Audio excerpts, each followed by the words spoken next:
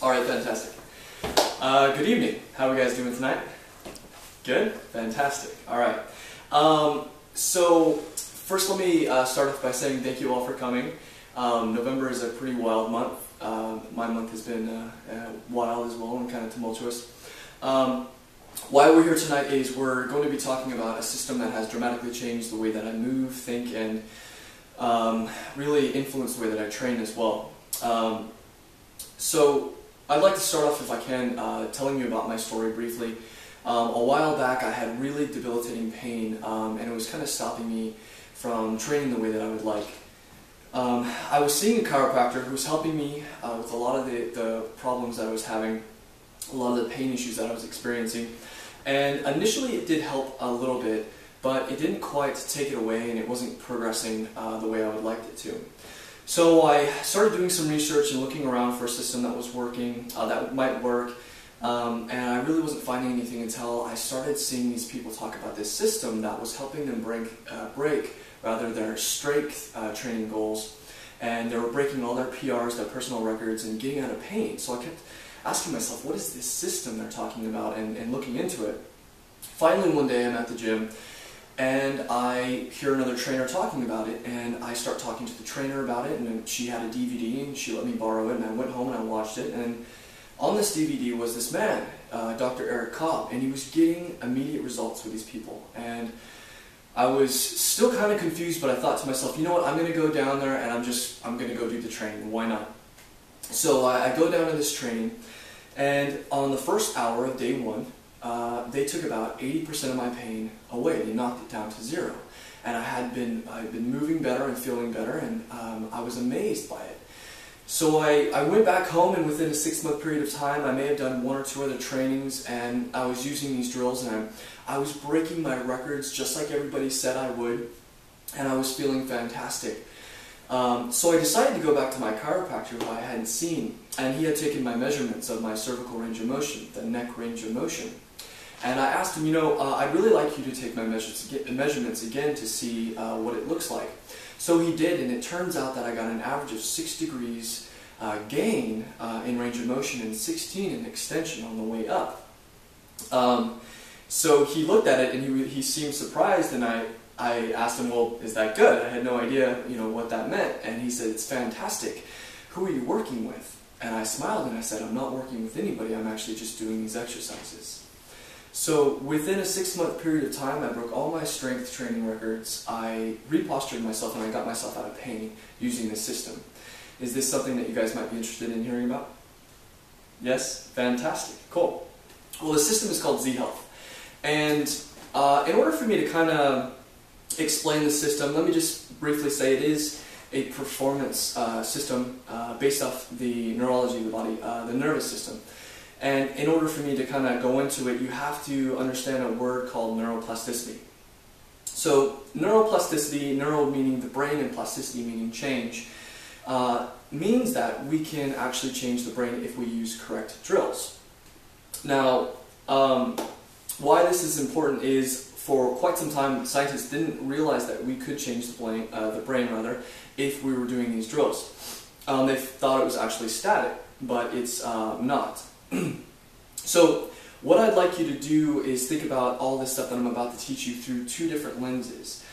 Since we're dealing with the brain, we have to ask ourselves, why do we have a brain? And it's survival. The brain is here to keep us alive. That's the prime directive. Now, the analogy that I once heard that I really liked was, if you're walking down the street and you see a dog, you ask yourself, what kind of dog is it? Is it on a leash? What kind of leash is it? What does the owner look like? Are there cars crossing the street? Those kinds of things, and those are all the questions that are going on in the background of your mind during this, and you're not really aware of that. But that's kind of the brain's job, is to keep you alive, survival. And the other word that I want you to start thinking about and running everything through is prediction. The brain has to predict to keep you alive, and that's what it's doing when it's looking at the dog, it's looking at the leash, it's actually making predictions. This is extremely important because the brain needs tools to do this, to predict accurately. And what I'm going to talk to you tonight about is the nervous system and the hierarchy. The hierarchy is made up of 3 things. We have the vision, images coming in, and we assess the situation to see whether or not we're going to be surviving. We have the vestibular system, which is the inner ear, the balance, balancing us with the horizon, and it's intimately related with the eyes and how that works. And then we also have proprioception. Now, proprioception is an interesting word because it's often misused in my industry, but basically it's body awareness, how the brain interacts with the body, that two-way connection. Now, I'm going to start here at the bottom of the hierarchy at proprioception because it does kind of help give you something to hold on to when it comes to the hierarchy of the nervous system. So once again, proprioception is body awareness. So to give you an example, what I would like you to do is draw your attention to your left ankle. Do you feel your left ankle? Fantastic, your left ankle is still there. Okay. Now draw your attention to your right shoulder. Can you feel your right shoulder? Maybe it's feeling loose, maybe it's feeling tight, maybe you got some pain there. But the fact that we can draw our attention to that area of the body and kind of check in on it cognitively is proprioception. This is extremely important for the brain to understand its surroundings and predict movement.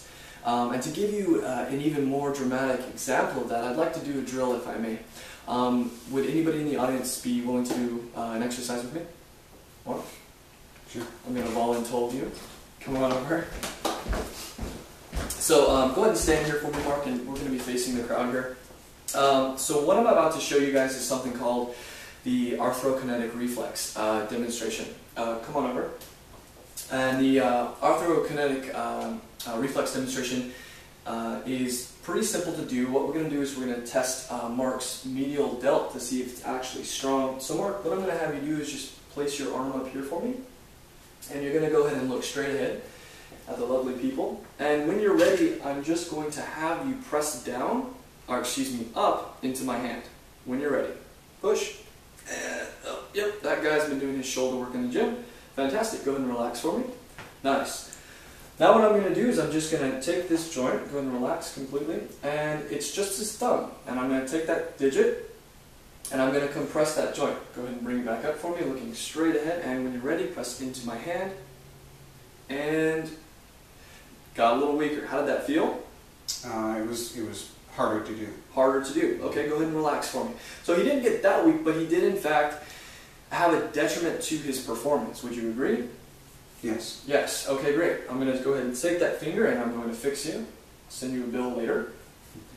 And when you're ready, push up into my hand. And he is strong again. Fantastic. Did you feel stronger at that time or weaker? Stronger. Awesome. Very, very good. Thank you very much. Okay. So that's a brief demonstration of how body awareness is important to the brain. Now, what just happened there? We took a small joint that may seem unimportant to movement, but when we packed that joint, what happens is we inhibited mechanoreception, movement reception in that joint, and that two-way connection between that joint and the brain got stifled, got interrupted. Now the brain kind of said to itself, well, I can't see that area of the body, it may not be safe for movement, therefore I'm going to turn off that muscle completely, and that's what we saw. That's what we saw that happen. So that's a brief look at the way that proprioception works with the body and movement and prediction. Now what's interesting is this is all in the brain, right? We're talking about the brain, and the brain is our target. And when dealing with the brain, there was a man named Mersenich, who we owe a lot of debt to because he did a lot of work with the brain.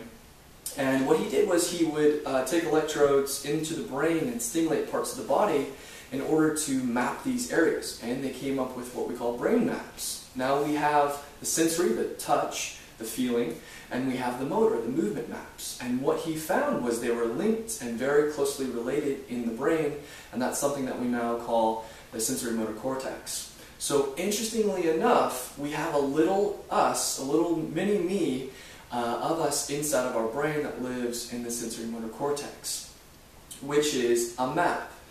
So to boil this down for you, everything that we're doing here with these drills in Z Health creates a clearer map.